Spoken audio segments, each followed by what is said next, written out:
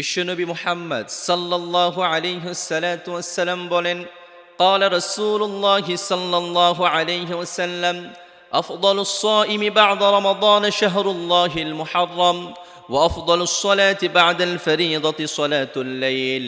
বিশ্বনবী মুহাম্মদ সাল্লাল্লাহু আলাইহি ওয়াসাল্লাম বলেছেন, মাহে রমাদানের পরে সবচেয়ে উত্তম যে রোজা, সবচেয়ে ফজিলতপূর্ণ যে রোজা, সেই রোজা হলো মুহররমের রোজা, সেই রোজা হলো আশুরার রোজা। এবং রাসূলুল্লাহ বলেছেন, তোমরা ফরজ নামাজ পড়ো, ফরজ নামাজের পরে সবচেয়ে উত্তম যেই নামাজ, সবচেয়ে ফজিলতপূর্ণ যে নামাজ, সেই নামাজ হলো রাতের নামাজ। রাতের বেলায় যখন আমি নামাজ পড়ি, আপনি নামাজ পড়েন, এই নামাজটা রব্বুল আলামিন বেশি কবুল করে। আল্লাহু আকবার। রাতের নামাজ রব্বুল আলামিন বেশি কবুল করে, কেননা রাতের বেলায় তারাই নামাজ পড়ে যারা রব্বুল আলামিনের কাছাকাছি যেতে চায়, আর আশুরা রোজা তারাই রাখে যারা রব্বুল আলামিনের নৈকট্য অর্জন করতে চায়। রাসূলুল্লাহ সাল্লাল্লাহু আলাইহি ওয়াসাল্লামের স্ত্রী আম্মা জান আয়েশা সিদ্দিকা রাদিয়াল্লাহু তাআলা আনহা, আমাদের মা, রাসূলুল্লাহর স্ত্রী, একমাত্র কুমারী স্ত্রী আম্মা জান আয়েশা সিদ্দিকা রাদিয়াল্লাহু তাআলা আনহা থেকে বর্ণিত, তিনি বলেন, আন আয়েশা قالت كان رسول الله صلى الله عليه وسلم يصوم عاشوراء ويأمر بصيامه। আম্মা জান আয়েশা সিদ্দিকা রাদিয়াল্লাহু তাআলা আনহা বলেন, যখন মুহররম মাস চলে আসতো, যখন আশুরার দিন চলে আসতো, রাসূল আকরাম সাল্লাল্লাহু আলাইহি ওয়াসাল্লাম নিজে রোজা রাখতেন এবং পরিবারের যতগুলো সদস্য আছে তাদেরকে রোজা রাখার জন্য উৎসাহ প্রদান করতেন। রাসূলুল্লাহ নিজে রোজা রাখতেন এবং তার পরিবারের সদস্য যারা আছে তাদেরকে নির্দেশ দিতেন, তোমরাও রোজা রাখো। তাহলে দেখেন এই রোজা কত ফজিলতপূর্ণ রোজা, এই রোজা কত গুরুত্বপূর্ণ একটি রোজা। এই রোজা যদি আপনি রাখেন, আমি রাখি, আমাদের জন্য কি লাভ, আমাদের জন্য কি ফায়দা। এই জমিনের মধ্যে যারা আছে, আমি আপনি যাই বলেন না কেন, কেউ কিন্তু লাভ ছাড়া কোনো কাজ করে না। আমিও লাভ ছাড়া কাজ করব না, আপনিও লাভ ছাড়া কোনো কাজ করবেন না। তো আমরা যদি এই আশুরা রোজা রাখি, আমরা যদি এই মুহররমে রোজা রাখি, আমাদের লাভটা কি, আমাদের ফায়দা কি, জানার দরকার আছে না নাই? জানতে হবে। তো আমরা যদি এই রোজা রাখি তাহলে আমাদের লাভটা কি? রাসূল আকরাম সাল্লাল্লাহু আলাইহি ওয়াসাল্লাম বলেছেন, সিয়ামু ইয়াউমি আশুরা আহতাসিবু আলাল্লাহি আন ইউকাফফিরা আস-সানাতা আল্লাতী ক্বাবলাহু ওয়াস-সানাতা আল্লাতী বা'দাহু।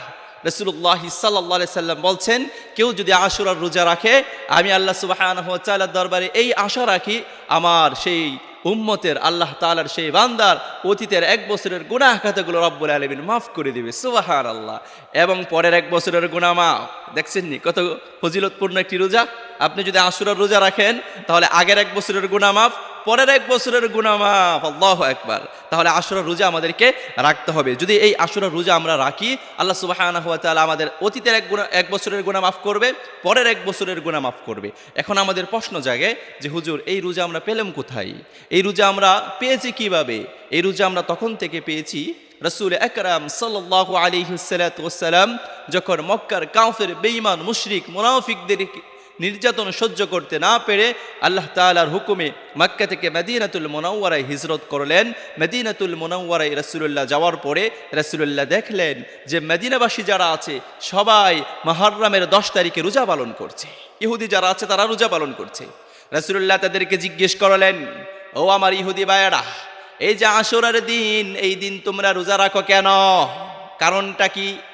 ইহুদির লিডার যারা আছে তারা বলতে শুরু করলো, আব্দুল্লাহর বেটা মুহাম্মদ, আমরা এই দিন রোজা রাখি এই জন্যে, কেননা আমাদের নবী মুসা কালিমুল্লাহ এই দিনে ফেরাউনের বাহিনীর হাত থেকে পরিত্রাণ পেয়েছিল আল্লাহ তাআলার রহমতে। এই জন্য আমরা এই দিনকে শুকরিয়া স্বরূপ পালন করার স্বার্থে রোজা পালন করি। রাসূলুল্লাহ তাদেরকে ডাকলেন আর বললেন, নাহনু আহাক্কু বিমূসা মিনকুম ফাসামাহু ওয়া আমারা বিসিয়ামিহি।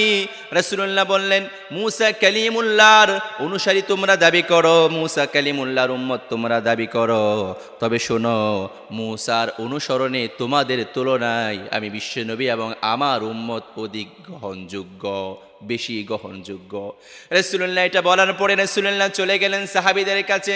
সাহাবীদেরকে বললেন, আগামী বছর থেকে আশুরার রোজা আমরাও পালন করব। এর পরবর্তী বছর থেকে রাসূলুল্লাহ আশুরার রোজা পালন করেছেন। আর সাহাবীদেরকে বলেছেন, ও আমার সাহাবীরা, সাওমু আশুরা খালিফু ফীহিল ইয়াহুদ ওয়া সুমু ক্বাবলাহু ইয়াওমান ওয়া বা'দাহু ইয়াওমাহ। ও আমার সাহাবীরা, ও আমার উম্মতেরা, তোমরাও আশুরা রোজা পালন করবা, তবে ইহুদিদের সঙ্গে মিল রেখে পালন করবা না। ইহুদিরা রাখে একটা, তোমরা রাখবা দুইটা। ইহুদিদের সাদৃশ্য কোনো রকমভাবে মুসলমান যারা গ্রহণ করে না তারা, মুসলমান যারা তারা ইহুদিদের সাদৃশ্য গ্রহণ করতে পারে না। মুসলমান যারা তারা রাসূলুল্লাহ সাল্লাল্লাহু আলাইহি সাল্লামের সুন্নাত দিয়ে নিজের জীবনটা সুন্দর করে সাজাবে, তারা ইহুদিদের সুন্নাহ দিয়ে নিজের জীবনটা তারা সাজাবে না। তাহলে রাসূলুল্লাহ সাল্লাল্লাহু আলাইহি সাল্লাম বলছেন কি, তোমরা রোজা রাখবা। তাহলে কয়টা রোজা রাখতে বলেছেন রাসূলুল্লাহ? দুইটা। এখন দুইটা কখনো রাখবো, এই প্রশ্ন আমাদের মনের মধ্যে ঘুরপেচ খাবে। দুইটা রোজা রাখবেন, একটা রাখবেন 9 তারিখ আর একটা রাখবেন 10 তারিখ। আপনি যদি কোনো ক্রমে কোনো কারণবশত 9 তারিখ রোজা রাখতে পারেন নাই, আপনি 10 তারিখ একটা রাখেন, 11 তারিখ একটা রাখেন, দুইটা রোজা পালন করবেন। একটা রোজা গ্রহণযোগ্য নয়, আশুরা রোজা রাখতে হবে দুইটা। একটা রোজা যদি আপনি রাখেন তাহলে এটা গ্রহণযোগ্য হবে না। রোজা রাখতে হবে কয়টা বাবা? দুইটা রাখতে হবে, একটা রোজা রাখা যাবে না। সম্মানিত প্রিয় ভাই, সম্মানিত মা আমার, আপনাদেরকে বলছি, আপনারা আশুরা রোজা কয়টা রাখবেন? দুইটা রাখবেন। খবরদার একটা কেউ পণ্ডিতে করে রাখতে যাবেন না। আমি বলেছি কি, হয়তো 9 তারিখে একটা রাখবেন, 10 তারিখে একটা রাখবেন, হলো দুইটা। আপনি 9 তারিখে কোনো কারণবশত রাখতে পারেন না আর কি, তাহলে 10 তারিখ একটা, 11 তারিখ একটা, এই দুইটা রোজা যদি আপনি রাখতে পারেন, বিশ্বনবী মুহাম্মদ সাল্লাল্লাহু আলাইহি সাল্লামের মেসেজটা আপনি শুনে রাখুন। রাসূলুল্লাহ বলেছেন আপনার অতীতের এবং পরবর্তী সময়ের 1 বছরের গুনাহ মাফ। সুবহানাল্লাহ।